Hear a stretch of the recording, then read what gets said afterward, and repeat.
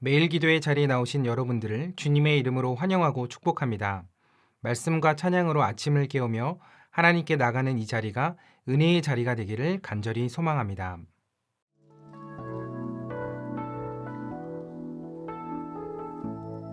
우리 능력의 이름을 찬양합시다. 슬픈 마음 있는 자, 몸과 영혼 병든 자, 누구든지 부르시오. 예수 이름 부르시오. 그 이름을 믿는 자, 그 이름을 부르는 자, 그가 어떤 사람이든 그는 구원 얻으리. 다시 한번 슬픈 마음 있는 자, 몸과 영혼 병든 자, 누구든지 부르시오. 예수 이름 부르시오. 그 이름을 믿는 자, 그 이름을 부르는 자, 그가 어떤 사람이든 그는 구원 얻으리. 예수 예수 예수 예수, 오 능력의 그 이름 예수, 나 외쳐 부르네. 예수 예수, 오 구원의 그 이름 예수, 나 외쳐 부르네. 예수 그리스도. 은과 금 내게 없으나, 은과 금 내게 없으나, 나 가진 건 너에게 주니. 능력의 이름 예수라. 그 이름을 붙드시고, 그 이름을 믿는 자, 그 이름을 외치는 자, 그가 어떤 사람이든 그는 주의 영광 보리라. 예수 예수, 오 능력의 그 이름 예수, 나 외쳐 부르네. 예수 예수, 오 구원의 그 이름 예수, 나 왜 다시 한번 예수 예수 예수, 아멘. 예수, 오 능력의 그 이름 예수, 나 외쳐 부르네. 예수 예, 우리 다시 한번 1절로 찬양하겠습니다. 나 외쳐 부르네. 예수 그리스도. 슬픈 마음 있는 자, 우리 하나님이 그를 지극히 높여 모든 이름 위에 뛰어난 이름을 주사 하늘에 있는 자들과 땅에 있는 자들과 땅 안에 있는 자들로 모든 무릎을 예수의 이름에 꿇게 하시고 모든 이름으로 모든 입으로 예수 그리스도를 주라 시인하여 우리 하나님 아버지께 영광을 돌리게 하셨느니라. 아멘. 은과 금 내게 없으나, 은과 금 내게 없으나, 나 가진 건 너에게 주니. 능력의 이름 예수라. 그 이름을 붙드시고, 그 이름을 믿는 자, 그 이름을 외치는 자, 그가 어떤 사람이든 그는 주의 영광도. 아멘. 예수 예수, 오 능력의 그 이름 예수, 나 외쳐 부르네. 예수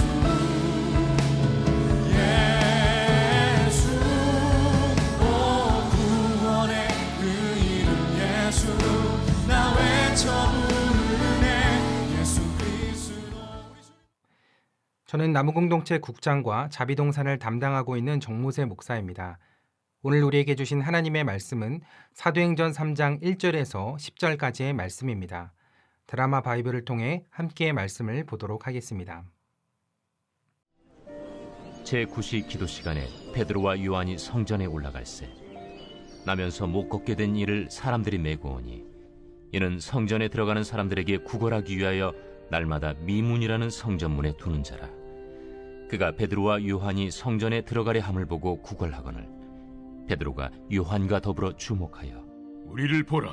그가 그들에게서 무엇을 얻을까 하여 바라보거늘 은과 금은 내게 없거니와 내게 있는 이것을 내게 주노니 나사렛 예수 그리스도의 이름으로 일어나 걸으라. 오른손을 잡아 일으키니 발과 발목이 곧 힘을 얻고 뛰어서서 걸으며 그들과 함께 성전으로 들어가면서 걷기도 하고 뛰기도 하며 하나님을 찬송하니 모든 백성이 그 걷는 것과 하나님을 찬송함을 보고 그가 본래 성전 미문에 앉아 구걸하던 사람인 줄 알고 그에게 일어난 일로 인하여 심히 놀랍게 여기며 놀라니라. 오늘 함께 읽은 사도행전 3장의 말씀에서는 성전 미문이라는 곳 앞에 앉아 구걸하는 사람의 이야기가 나오고 있습니다. 베드로와 요한이 정시기도를 위해 성전에 들어갈 때 이 사람을 보게 되는데 4절을 보면 그를 주목하여 보았다고 했습니다. 그런데 베드로와 요한은 그동안 그곳을 지나며 그 사람을 수없이 보았을 것입니다. 그런데 그날따라 그를 주목하여 보았다고 했습니다. 저는 베드로와 요한이 그때 그 사람에게서 평소와는 다른 무언가를 느끼고 보았을 것이라는 생각이 들었습니다.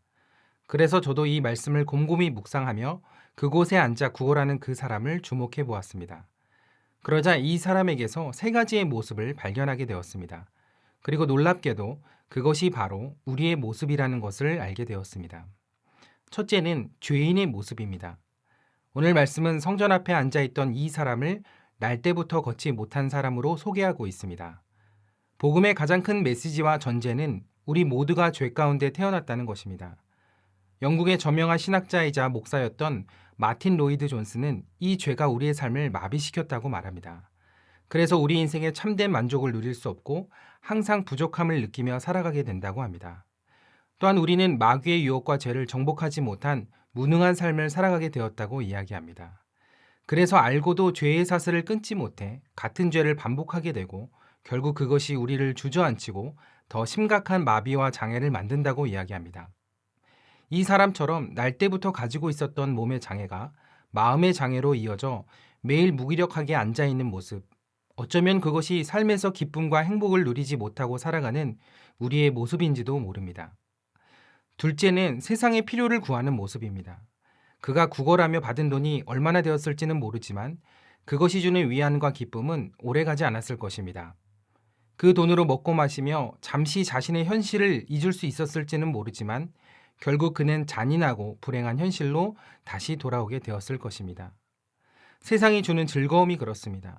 돈이나 술, 친구, 다양한 친교 모임과 여가활동, 그런 것들이 우리로 하여금 잠시 현실감을 잊게 만들고 세상의 고통을 누그러뜨릴 수는 있습니다. 그러나 그것은 일시적인 것입니다. 내가 마치 잘 지내는 것처럼 착각하게 만들어주는 것일 뿐인 것입니다. 현실로 돌아오면 여전히 나는 만족하지 못하고 여전히 내 삶은 마비되어 있고 여전히 나는 걸을 수 없는 인생임을 더 깊이 깨닫게 됩니다. 성전 앞에서 구걸하며 내민 그의 손바닥에는 그런 허무함과 공허함이 있었을 것입니다. 어쩌면 하나님께 필요한 것이 있을 때만 구하며 기도하는 우리의 모습도 그와 같지 않나 생각해 봅니다. 셋째는 교회의 본질을 오해하는 모습입니다. 베드로와 요한이 성전에 들어가려 할 때 그는 적선을 바랐습니다. 오늘 말씀 5절에 보니 그가 그들에게서 무엇을 얻을까 하여 바라보았다고 했습니다. 세상 사람들은 교회가 채워줄 수 없는 것을 자꾸 구합니다. 그런데 교회는 그것을 주려 하고 있습니다.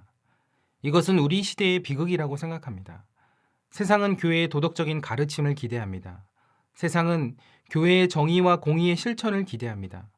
세상은 교회의 자선과 구제를 기대합니다. 교회가 이런 일을 해서는 안 된다는 뜻이 아닙니다.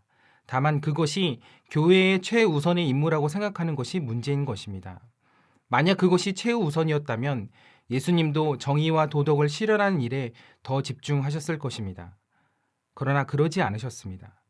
그래서 우리는 교회가 해도 되는 일과 꼭 해야 하는 일을 구분해야 합니다. 교회가 꼭 해야 하는 일은 진리의 복음을 전하는 것입니다. 그 외의 일은 해도 되는 일입니다. 해도 되는 일을 위해 꼭 해야 하는 일을 포기할 수는 없습니다. 그런데 우리는 때로 교회가 꼭 해야 하는 일을 뒤로 한 채 해도 되는 일에만 집중할 때가 있습니다. 오늘 사도행전 3장에서 베드로를 통해 일어난 기적은 교회가 꼭 해야 할 일이 무엇인지를 말해주고 있습니다. 베드로는 은과 금이 아닌 나사렛 예수 그리스도의 이름으로 날 때부터 걷지 못하는 이를 일으켜 걷게 만들었습니다. 그러자 그는 걷고 뛰며 하나님을 찬양하고 성전으로 뛰어들어갔습니다. 그것은 단순히 장애를 치료한 일이 아니었습니다. 날 때부터 부정한 몸으로 태어나 단 한 번도 성전에 들어가 예배할 수 없었던 그를 성전에 들어가 하나님께 예배하고 하나님을 만날 수 있도록 그를 신앙의 공동체로 불러들인 일, 그것은 곧 영혼을 구원한 일이었습니다. 베드로가 그를 일으킨 것은 단순한 구제가 아니었습니다. 은과 금으로도 채울 수 없는 그의 마음을 영원한 만족이 되신 예수님으로 채워 하나님 주시는 영생 복락을 누리게 하는 일이었습니다. 사랑하는 여러분, 이것이 교회가 꼭 해야 하는 일 아닐까요? 우리는 이 사건을 통해 우리에게 주신 예수 그리스도의 능력이 무엇인지 생각해 보게 됩니다. 그리고 교회의 사명을 다시 생각하게 됩니다. 우리가 그리스도 안에서 무엇을 얻을 수 있을까요? 단순히 일시적 고통의 경감이라면 혹은 단순한 쾌락이나 만족함이라면 세상과 그리스도의 능력은 다를 바 없을 것입니다. 그러나 예수 그리스도 안에는 잠시가 아닌 진정한 자유함이 있고 충만하고도 영원한 기쁨이 있습니다. 이것이 그리스도의 능력이며 복음의 약속입니다. 그래서 교회는 이 사명을 잊지 말아야 합니다. 예수 그리스도의 능력으로 복음을 전하고 선포하는 사명 말입니다. 그래야 교회가 그리스도의 능력으로 온전히 채워질 수 있는 것입니다. 12세기의 로마 교황이었던 이노센트 4세는 어느 날 토마스 아퀴나스와 함께 성 베드로 성당과 바티칸을 둘러보고 있었습니다. 그때 교황은 금과 은으로 장식된 건물들을 가리키며 말했습니다. 토마스, 교회는 더 이상 은과 금은 내게 없거니와 라고 말할 수 없겠네. 그 말에 토마스는 이렇게 대답했다고 합니다. 그런 것 같습니다. 하지만 교회는 더 이상 일어나 걸으라고도 말하지 못합니다. 우리는 주님의 몸된 교회입니다. 우리가 무기력한 교회, 무능력한 성도가 되지 않기 위해서는 우리 안에 금과 은이 아닌 능력이신 주님으로 날마다 채워야 할 줄 믿습니다. 그때 우리의 삶을 통해서 그리스도의 능력이 나타나게 될 줄 믿습니다. 오늘 하루도 몸된 교회의 사명을 그리스도의 충만함으로 채우시고 예수 이름의 능력을 믿고 선포하며 살아가시는 저와 여러분들 되시기를 주님의 이름으로 축원합니다. 기도하겠습니다. 교회는 그의 몸이니 만물 안에서 만물을 충만하게 하시는 이의 충만함이니라고 했습니다. 오늘도 우리를 충만케 하시는 그 은혜를 붙들게 하시고 복음의 능력으로 살아가게 하여 주옵소서. 그 능력이 죄와 유혹과 정욕에서 우리를 지켜주실 줄 믿습니다. 세상의 헛된 욕망과 필요에 집착하지 않게 하시고 영원한 것을 사모하며 살아갈 수 있는 저희들이 되게 하여 주옵소서. 어려운 시기 가운데도 주님의 선한 능력으로 교회와 가정과 일터를 지켜주시고 이때를 통하여서도 선하게 일하시는 하나님을 믿음으로 바라보며 이겨나갈 수 있는 힘과 용기를 더하여 주옵소서. 능력의 이름 대신 우리 주 예수 그리스도의 이름으로 간절히 기도하옵나이다. 아멘.